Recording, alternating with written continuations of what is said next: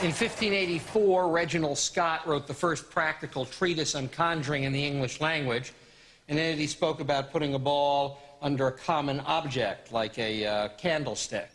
He also said one might use a salt cellar, a bowl, or even a cup, and if the conjurer was clever, he could make the ball vanish and appear almost at will. Only a short time later, the game was played with bowls of china, played in the Orient. Anthropologists love the concept of independent invention. In Western Europe, it was played with cups of cheap metal, like tin, which on occasion had the strange ability to seem penetrable. This evening, I'm going to use cups of spun copper, personal favorites for a reason I will not reveal. One of the things I love about this game is it independently exists in the genre of the gambler as well as the magician. This is a scene you may remember as the old three-shell game.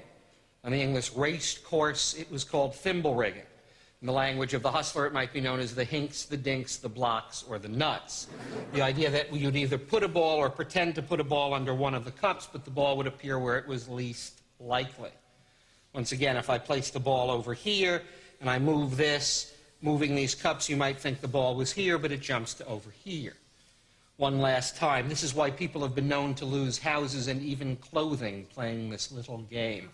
One last time, if I place the ball here and move that to here, the ball now jumps as well. Now, a conjurer would do this in a slightly different fashion. The conjurer would take the object, put it in his hand, make it vanish using a magic wand. Conjurers also cheat.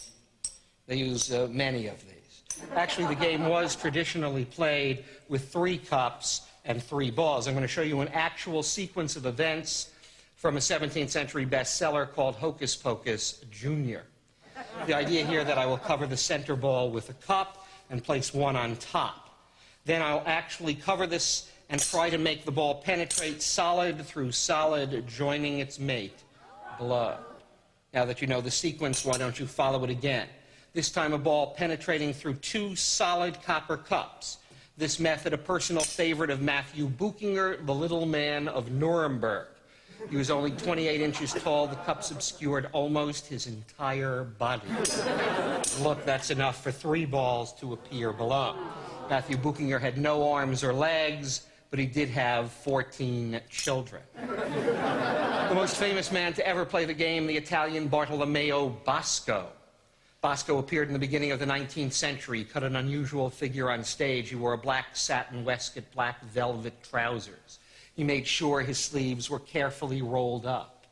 He took out his magic wand and polished the tip, a wand which he said was made of a strange amalgam of metals known only to himself and Erasmus of Rotterdam. Above his table was a brass bell. He hit the bell and said the words, Spiritae mihi in infernali obedite, infernal spirits obey my command. Bosco's sequence with the cups and the balls. Vade.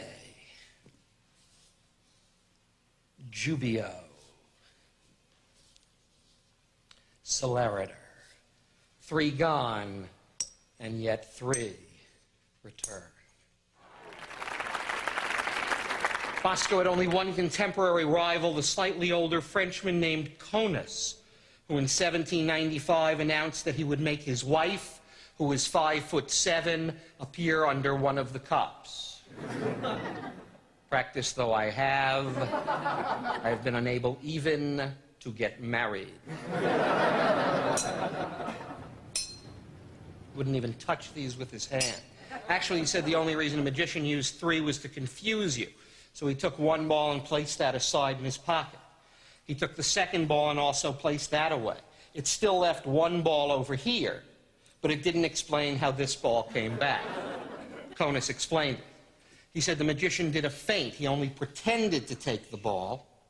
Actually, what he did was to pretend, put his hand back, and then insinuate the ball under the cup. Conus said, I do no such thing. When I place the ball in my pocket, it really stays there. How could it come back, and indeed where? Perhaps back to the 16th century. But many of you may prefer the game the way it was played in the Orient. with 2 bowls and 2 balls. Or you might prefer the European version with 3 cups and 3 balls. And if you have been paying attention, you know there would be 1 ball under the center cup, but now there are 3. And that's the way the game was played for another 120 years, until it was revolutionized once again by Max Malini, the man I spoke of earlier. Malini would take 3 glasses and wrap them in newspaper. He would take a cork from a wine bottle and cut it into 3 sections. He would take the 3 sections of cork and place them in his pocket. Then, fashioning an impromptu wand out of a celery stalk or an asparagus spear, he would tap the glasses and say, "Spiritai mihi in finale obedite," or anything else that came to mind. And that's the mystery of the cups.